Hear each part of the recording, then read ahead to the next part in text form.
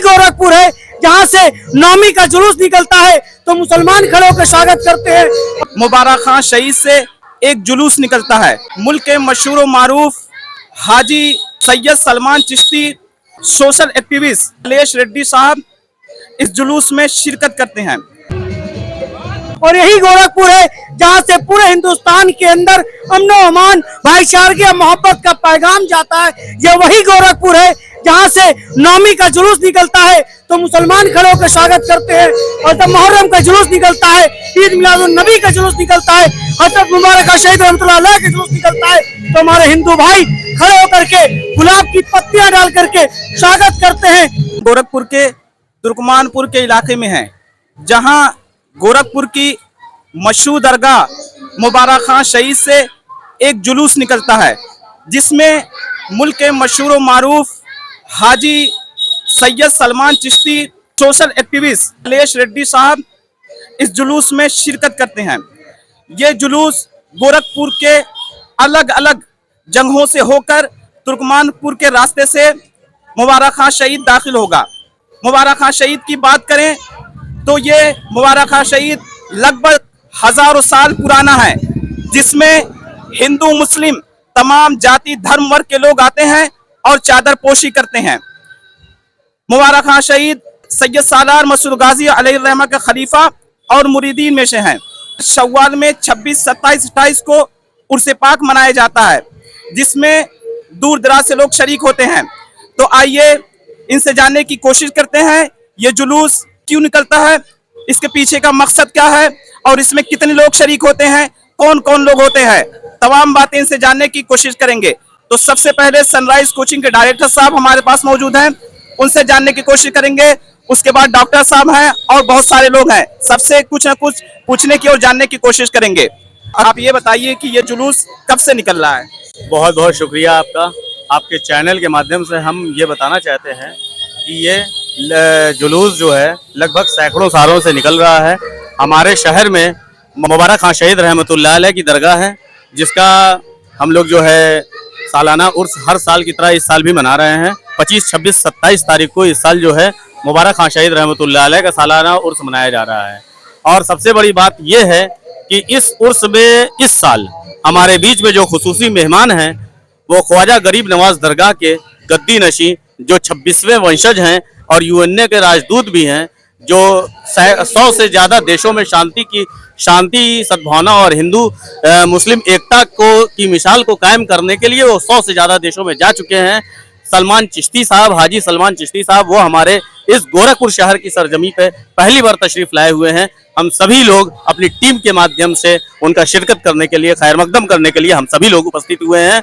और हमारे बीच में और आज उसके अलावा कर्नाटका से चलकर आए हमारे बीच में इस गोरखपुर शहर में ललेश रेड्डी साहब आए हुए हैं और सांसद जी, महाराज जी भी इस जुलूस में शिरकत किए हैं। ये सारे लोगों के खैर मकदम करने के लिए हम लोग sunrise educational and welfare association और एमए एकेडमी के तत्वाधान में हम सभी लोग यहाँ एकत्रित हुए हैं।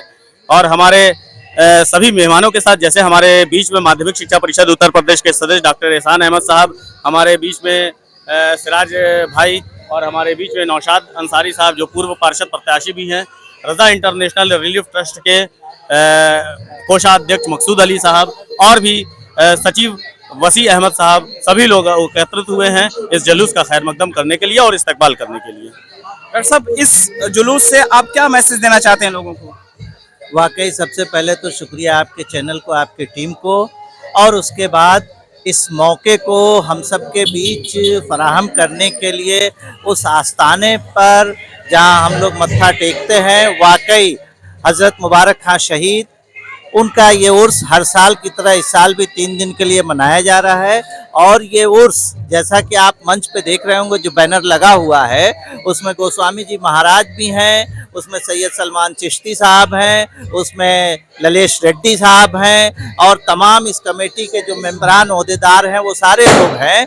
तो वाकई सनराइज कोचिंग सेंटर और एमए एकेडमी के संयुक्त तत्वाधान में आज निदेशक मोहम्मद आकिब अंसारी साहब ने ये जो एक एहतमाम किया है ये काबिले तारीफ है।